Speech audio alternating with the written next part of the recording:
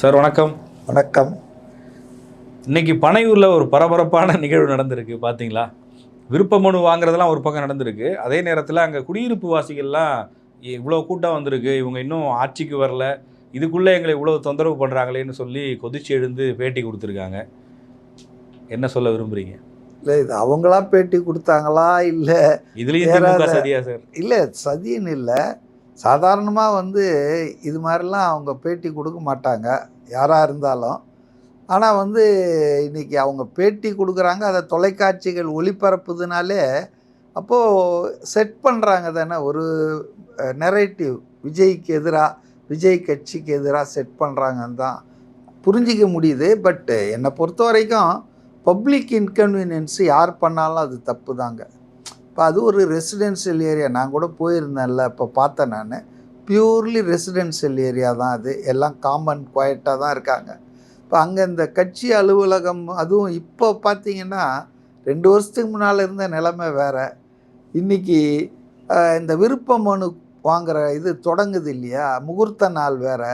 அதனால் ஏராளமான, நான் கூட என்னுடைய நண்பர் ஒருத்தர் மகாபலிபுரத்துலேருந்து சென்னைக்கு வந்தார். அவர் சொன்னார், 100கணக்கான கார்கள் ஒவ்வொரு மாவட்டத்திலேருந்து வந்திருக்கு, மகாபலிபுரம் வரைக்கும் அங்கே டிராஃபிக் ஜாம் ஆகிருக்குன்னு சொன்னார்.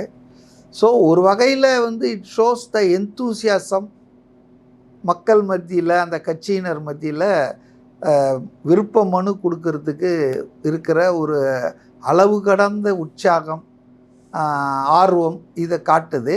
ஆனால் அதே நேரத்தில் அது ஒரு கிராமப்புற பகுதி மாதிரி தானே. அவ்வளோ இன்ஃப்ராஸ்ட்ரக்சர், இவ்வளோ கார்கள் நிற்கிறத, இவ்வளோ பயணிக்கலாம் இல்லை, அது ஒரு சின்ன தெரு மாதிரி தான் இருக்குது.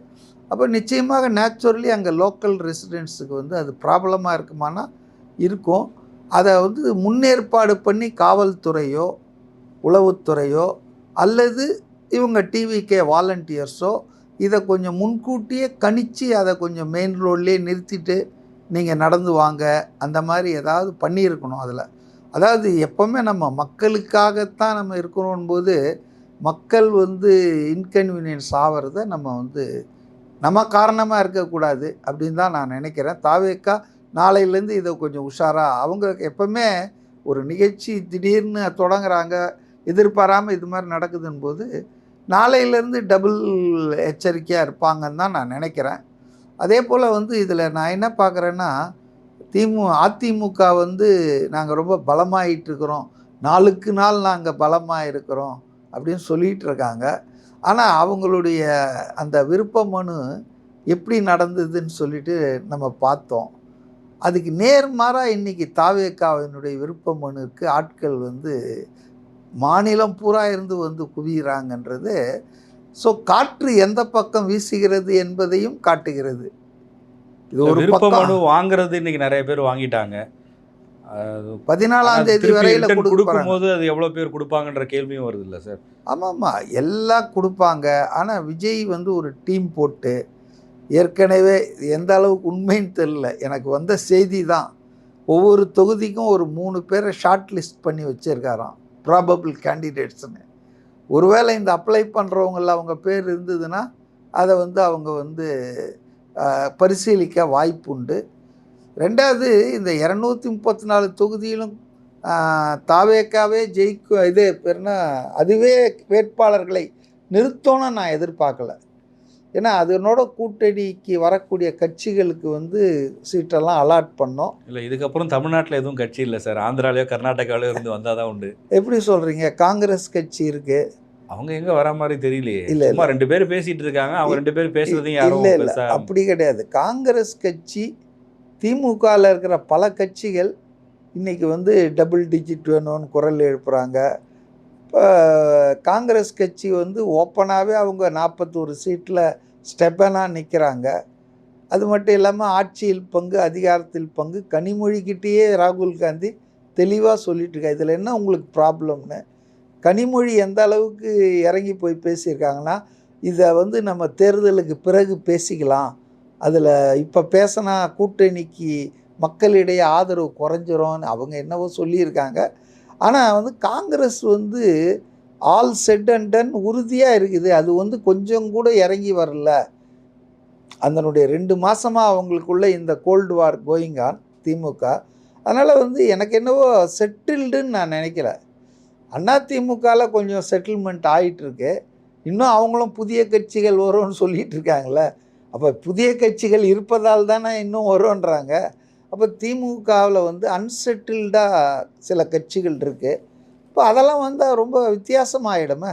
உதாரணத்துக்கு காங்கிரஸ், இது ஒரு கற்பனையாகவே வச்சுக்கோம். காங்கிரஸ் அங்கே வந்து அவங்க கோரிக்கைகள் நிராகரிக்கப்பட்டு அவங்க கோரிக்கைகளை ஏற்க திமுக மறுத்து போனால் போய்க்குங்க, நாங்கள் வந்து எங்கள் நிலையை மாற்றிக்க மாட்டோம், 25க்கு மேலே இல்லை 1-2 கொடுப்போம், அதோடு அவ்வளோதான், ஆட்சியில் பங்கு அதிகாரத்தில் பங்கெல்லாம் இங்கே எடுபடாது அப்படின்னு சொல்லிட்டாங்கன்னா காங்கிரஸுக்கு என்ன வழி இருக்குங்க? ஏற்கனவே இவர் ஆஃபர் கொடுத்துருக்காரு, ரகசியமாக பேசிக்கிட்டு வேற இருக்காங்க, கொல்லைப்புற வழியாக மெயின் கேட்டில் வரல, பேக் டோர் வழியாக பேசிகிட்டு இருக்காங்கன்றாங்க. அதனால் காங்கிரஸ் வந்து ஒரு கேம் சேஞ்சராக இருக்க வாய்ப்பு இருக்குங்க. அதை நான் வந்து இன்னமும் எதிர்பார்க்குறேன். எனக்கு என்ன தோணுதுன்னா, டிவிக்கே ஒரு ஆப்ஷனை காமிச்சு காங்கிரஸ் பேரம் பேசுகிற மாதிரி தான் தெரியுதே தவிர அவங்க இல்லை, அந்த பேரம் வந்து படி இல்லையே, அதான பிரச்சனை. பேரம் இவங்க பேசுகிறாங்கன்றது ஒரு வாதத்துக்காக எடுத்தால் கூட காங்கிரஸு, இப்போ காங்கிரஸினுடைய பேரத்துக்கு வந்து டிஎம்கே ஒன்றும் பண்ணிடாமல் அவங்க பிளான் பிலாம் ரெடி பண்ணிகிட்டு இருக்காங்களே. ஸோ எனக்கு என்னவோங்க, இந்த நிமிஷம் வரையில் Congress has not finally decided on alliance. அது வந்து தாவேக்காவுக்கு வரும்னு நான் சொல்ல, திமுகவிலேயே தொடரும்னு நான் சொல்ல, எது ஒன்றாலும் நடக்கலான்ற ஒரு சூழல் இருக்குது. அப்போ அது வந்ததுன்னா குறைஞ்சது 40-50 சீட்டு வந்து அவங்களுக்கு ஒதுக்க வேண்டியிருக்கும்.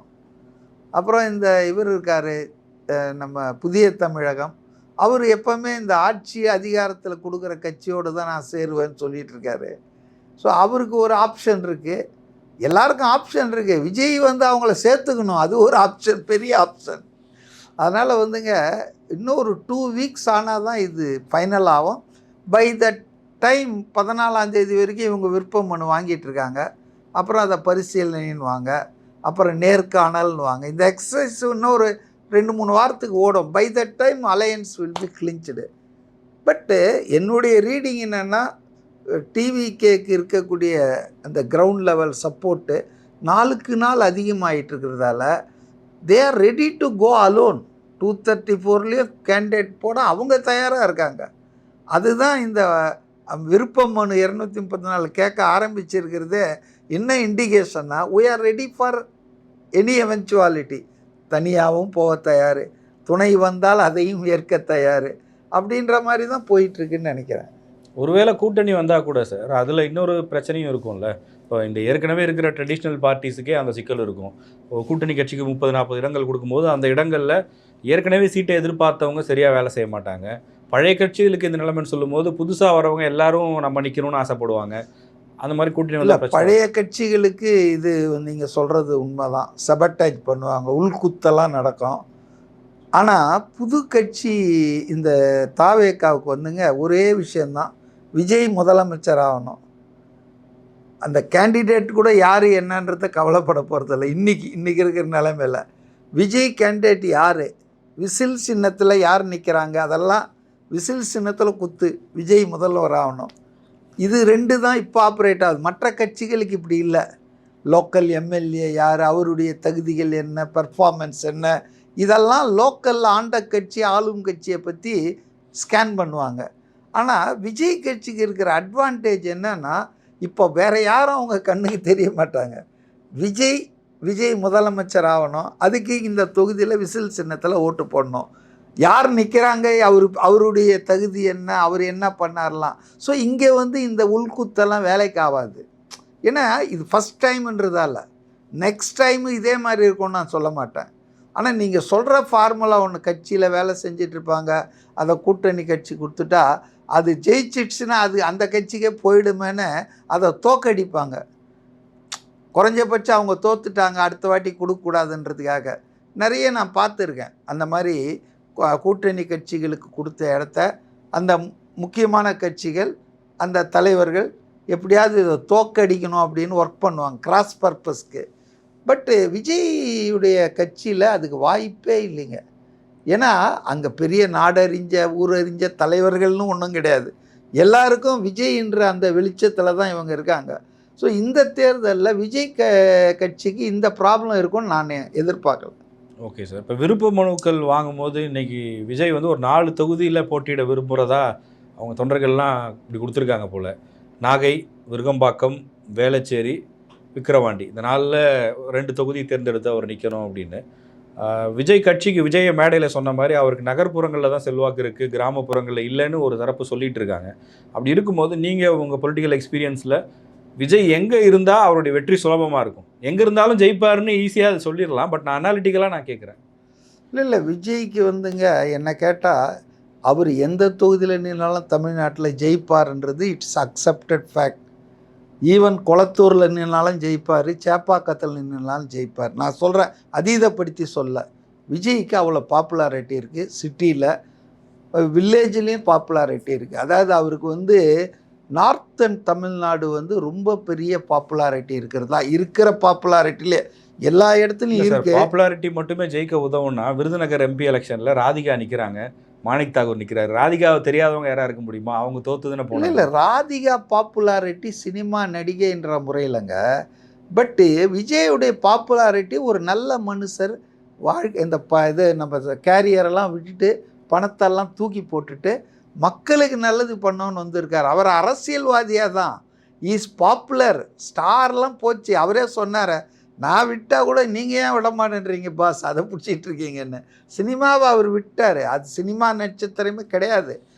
எஸ் பிகம் ஒரு சேஞ்சுக்கான ஒரு அரசியல் தலைவராக மக்கள் அவரை ஏற்றுக்கிட்டாங்க. ஸோ அதனால் என்னை பொறுத்தவரையில் அவர் எந்த தொகுதியில் நின்னாலும் ஜெயிப்பார். ஆனால் அவருக்கு வந்து எல்லா தொகுதியிலையும் போய் வேலை செய்வதற்கு ஏதுவாக பிரச்சாரம் ரொம்ப கம்மியாக பண்ணாலே போதும், சும்மா ஒரு முறை போய் தலையை காமிச்சிட்டு வந்தாலே போதும்னா அதுக்கு அது வந்து சென்னையில் இருந்தால் நல்லா இருக்கும்னு தான் நான் நினைக்கிறேன். சென்னையில் இருந்தார்னா அவருக்கு வந்து ஈஸியாக பிரச்சாரமும் பண்ணலாம். அதே போல் அடிக்கடி அவர் வெளியே போய் டூர் பண்ணலாம். வேளச்சேரி சொல்லிகிட்டு இருக்காங்க வீன்ற ஃபினாமினால, எனக்கு அதில் நம்பிக்கை இல்லை. சோழிங்கநல்லூர் கூட மிக அதிகமான செல்வாக்கு, பெரிய தொகுதி அதுதான். ஆமாம். ஆனால் இல்லை சொல்கிறேன், அவருக்கு ஏன்னா அங்கே வந்து ஐடிஸ் கம்பெனிஸு, அதே போல் வந்து இளைஞர்கள், அது மாதிரி நிறைய ஃபேக்டர்ஸ் சோழிங்கநல்லூர் சொல்கிறாங்க. வேளச்சேரியும் அர்பன் ஃபேக்டரு. இன்றைக்கி வேளச்சேரியில் காங்கிரஸ் எம்எல்ஏ மேலே அவ்வளோ கம்ப்ளைண்ட் இருக்குது. அதனால தான் அதை எப்படியாவது கேப்சர் பண்ணணுன்னு எஸ்ஜி சூர்யா அந்த பாரதிய ஜனதா அவர் 6 மாதத்துக்கு முன்னாலேருந்து நலத்திட்ட உதவிகள் என்ற பேரில் அங்கே விளையாடிட்டு இருக்காரு. அதிமுக வந்து அதை அவங்களுக்கு கொடுப்பாங்களா என்பதெல்லாம் வேறு விஷயம். ஆனால் வேளச்சேரியில் விஜய் நின்னார்னா விஜயம் விஜய்க்கு தான். நான் தான் எல்லாத்துலேயுமே அவருக்கு விஜய்ன்னு சொல்லிட்டேன். பட் அவர் என்ன கன்சிடர் பண்ணோன்னா அவர் பிரச்சாரம் சும்மா கம்மியாக போனால் போதும். ஏன்னா அவருக்கு மற்ற இடங்களில் அர்பன் சென்டர், ரூரல் சென்டரில் போய் தலையை காட்ட வேண்டிய அவசியம் இருக்கும். அப்படின்னா சும்மா அப்படி போனாலே போதும். அப்படி இருக்கிற ஒரு தொகுதி, அதை அவங்க ஆய்வு பண்ணி சிட்டி லெவலில் வச்சாங்கன்னா நல்லா இருக்கும்னு நான் நினைக்கிறேன். Okay sir. இப்போ சமீபத்தில் அதிமுக ஒரு 4-5 வாக்குறுதிகளை மறுபடியும் பார்ட் 1 ஒன்று கொடுத்தாரு, பார்ட் 2ல் ஒரு 5 வாக்குறுதி கொடுத்துருக்காரு. அதில் ஒவ்வொரு செக்டாரை ஃபோக்கஸ் பண்ணி இருக்குது. இந்த மாதிரி தேர்தல் வாக்குறுதிகள் கொடுத்துருக்காங்க. திமுக ஆட்சியில் இருக்கிறதுனால ஸ்கீம்ஸாக அனௌன்ஸ் பண்ணிகிட்டு இருக்காங்க. இப்போ இந்த மாதிரியான ஃபேக்டர்ஸ் எல்லாம் விஜயோடைய வெற்றியை பாதிக்காதா? விஜயோட தேர்தல் அறிக்கை எப்படி இருக்கும்? இல்லை தேர்தல் அறிக்கையெல்லாம் ஒரு விஷயமாகவே இருக்காதா தேர்தல் வரும்போது? தேர்தல் உறுதிமொழிகள்லாம் இப்போ நல்லா காமிக்ஸ் ஆகிடுச்சிங்க. மக்கள் அதை ஒன்றும் சீரியஸாக பார்க்குறது இல்லைங்க. சொல்கிறாங்க, செஞ்சால் சரி அப்படின்னு தான் நினைக்கிறாங்க. ரெண்டாவது வந்துங்க, இப்போ திமுக அதிமுக ரெண்டும் தமிழ்நாட்டை 30 வருஷம் ஆண்டிருக்காங்க. அந்த ஆட்சி காலத்தில் ஏன் இவங்க இதெல்லாம் செய்யலை? புதுசாக என்ன இப்போ தான் இதை செய்வேன்னு சொல்கிறாங்க? இது சாதாரண ஆட்கள் கேட்குறாங்க. இது வந்து மக்களை ஏமாற்றுவதற்கும் அவர்கள் வாக்குகளை கவருவதற்காகவும். இப்போ விஜய் சொல்கிறாருன்னா அது வேறு விஷயம். அவர் நான் ஆட்சிக்கு வந்ததில்லை, நான் வந்தால் இதை செய்வேன் அதை செய்வேன்னார்னா அதை கொஞ்சம் மக்கள் ஏறெடுத்து பார்ப்பாங்க, அதை ஒரு கவனத்தில் கொள்வாங்க. ஆனால் இவங்கெல்லாம் கடந்த காலங்களில் கொடுத்துருக்கிற வாக்குறுதிகள்லாம் என்ன ஆச்சு? நான் வந்து ஒன்றை சுட்டி காட்ட, திமுக ஆட்சிக்கு வந்தது 1967. அப்போ அதன் தலைவராக இருந்த திரு அண்ணாதுரை அவர்கள் கொடுத்த வாக்குறுதி இன்னி வரைக்கும் அது 7வது முறை இப்போ கேட்குறாங்க. இது வரைக்கும் அது வந்து அமுல்படுத்தவே இல்லை. ரூபாய்க்கு 3 படி அதை கொடுக்கலன்னா முச்சந்தில நிற்க வச்சு சவுக்கால் அடிங்கன்னு அண்ணாதுரை சொன்னார்.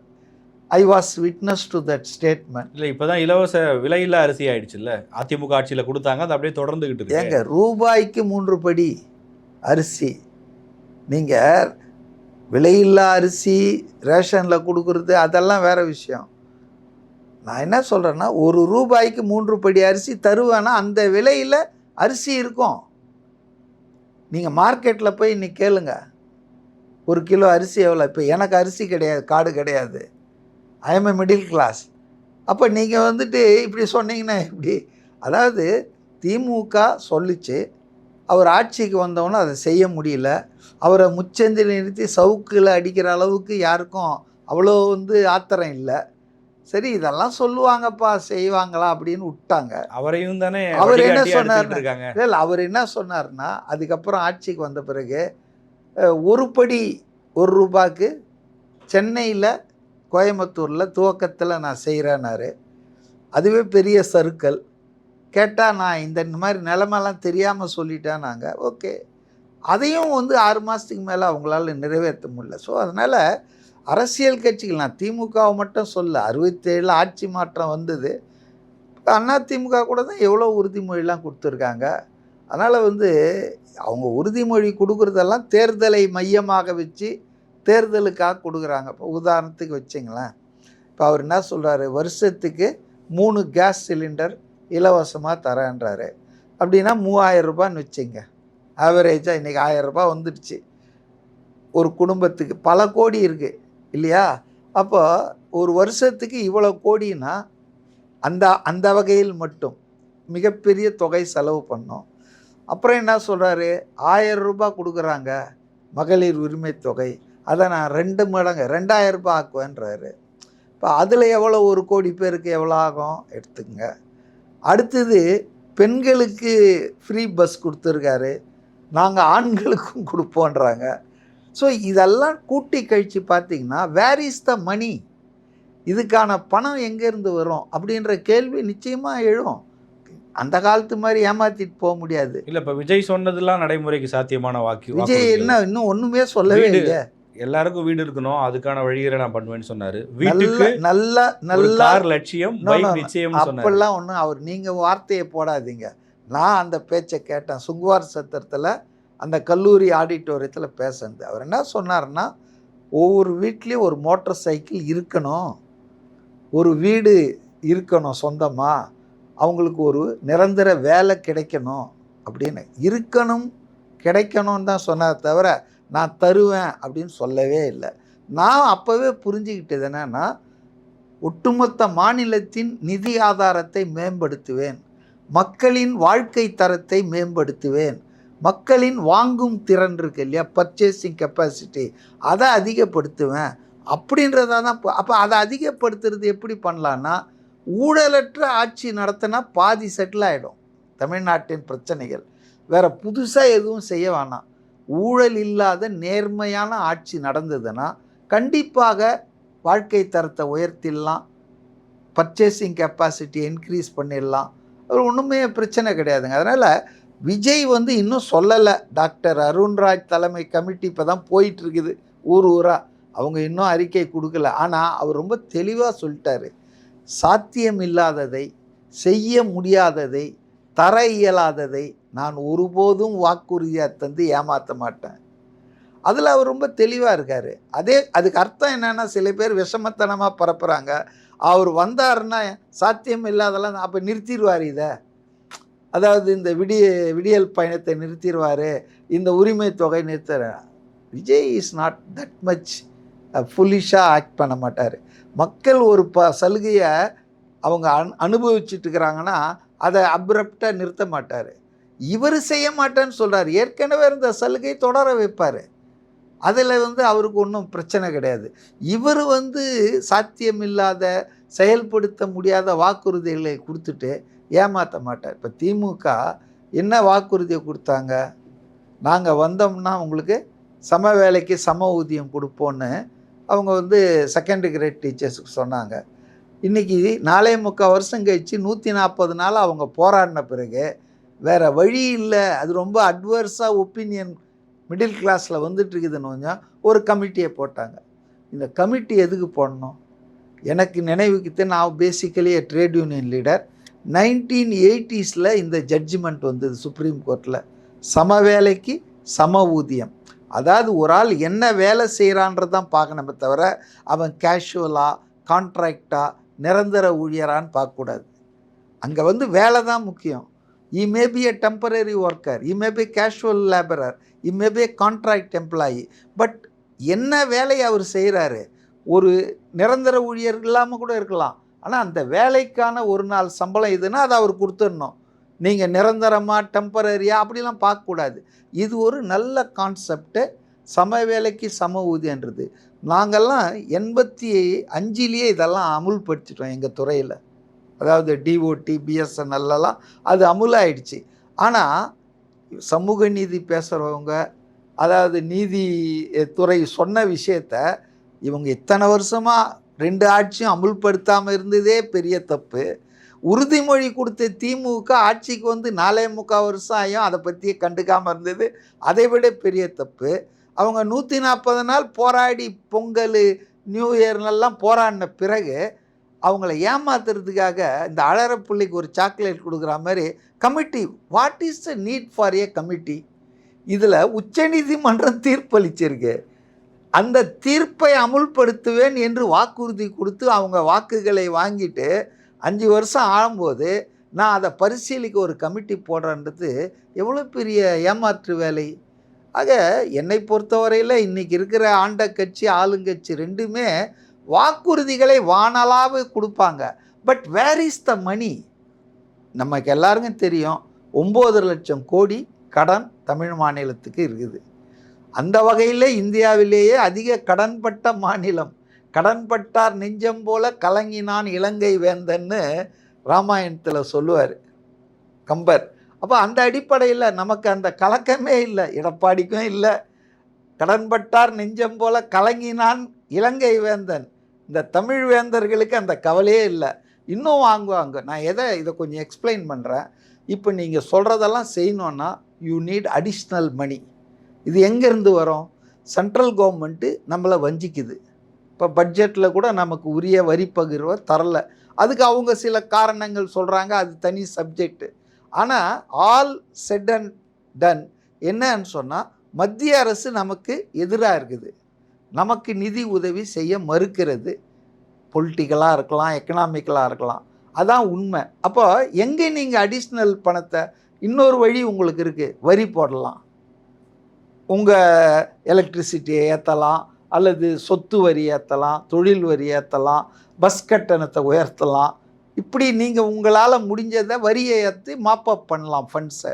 இப்போ இது ரெண்டும் செய்ய முடியாது. இந்த பக்கம் மக்களுக்கு நிவாரணம் கொடுக்குறேன்ட்டு அவங்கக்கிட்டேயே இந்த நாய் வாழை வெட்டி நாய்க்கே சூப் போட்டு கொடுப்பாங்கன்னு சொல்லுவாங்க நம்ம ஊரில் பழமொழி. அது மாதிரி மக்கள்கிட்டேயே வரியை போட்டு வசூல் பண்ணி மக்களுக்கே நிவாரணம் கொடுக்குறதெல்லாம் ஏற்கத்தக்கதல்ல. அப்போ என்ன வழி உங்கள் முன்னால்? மேலும் கடன். மேலும் கடன் சொன்னால் இன்றைக்கி நம்ம நிதியமைச்சர் தங்கம் தென்னரசுலேருந்து கீழே இருக்கிற ஆளுங்க வரைக்கும் சொல்கிறாங்க, நமக்கு 23% வரைக்கும் நம்ம லோன் வாங்கலாங்க. நம்ம 21 தாங்க வாங்கியிருக்கோம், இன்னும் 2% இருக்குதுங்க. நமக்கு ஒன்றும் பெருசாக அதிக கடன் நம்மளை சொல்கிறாங்க. ஆனால் நம்ம இன்னும் கம்மியாக தாங்க வாங்கியிருக்கிறோம், அலௌடு லிமிட்டு கம்மியாக தாங்கன்றாங்க. ஓகே, அந்த 2%ஐயும் வாங்கிடுங்க. இப்போவே 60,000 கோடி ரூபாய் வருஷத்துக்கு வட்டி கட்டிகிட்ருக்கோம்.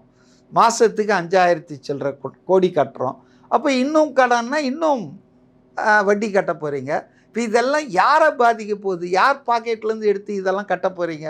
அகெயின் பீப்புள்கிட்டேருந்து எப்படி? வரி. அப்போ நீங்கள் இந்த விஷச்சக்கரத்தில் சுற்றிக்கிட்டே இருக்கீங்க. இப்போ நம்ம ஃபேமிலி எக்கனாமியை நம்ம என்ன பண்ணுறோம்? அதாவது செலவை கம்மி பண்ணுவோம், வரவை அதிகப்படுத்துவோம், கடனை குறைச்சிக்கிட்டே வருவோம். அதான ஒரு ப்ரூடெண்ட் எக்கனாமியாக இருக்கும். ஆனால் இங்கே அப்படி இல்லையா?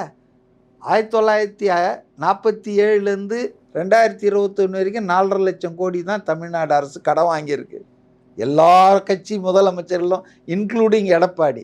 ஆனால் நம்ம ஸ்டாலின் அவர்கள் மட்டும் 5 லட்சம் கோடி வாங்கியிருக்காரு இந்த 5 வருஷத்தில். கேட்டால் நாங்கள் நிறைய டெவலப்மெண்ட் பண்ணோன்றாங்க. ஆமாம், 4000 கோடி மழை நீர் வடிகால் மாநகராட்சி பண்ணியிருக்கு. அதனுடைய கதி என்னான்னு நமக்கு தெரியும். அதனால் லஞ்சம் ஊழல் தலை விரித்து ஆடுதுங்க. ரெண்டாவது, இந்த மாதிரி பேட் எக்கனாமிக் மெஷர்ஸ் எடுக்கிறாங்க. செலவை குறைக்கணும். செலவை குறைக்கிறதுக்கு என்ன பண்ணுறாங்க? இன்றைக்கி பேப்பரை எடுத்து பாருங்கள், எல்லா பேப்பர்லேயும் தலைப்பில் விளம்பரம் ஓடிட்டு இருக்குது. இது எவ்வளோ நாளைக்கு ஓடும்? மாடல் கோட் ஆஃப் கான்டக்ட் வர்ற வரைக்கும் அடித்து விடு, எல்லாத்துக்கும் விளம்பரம்.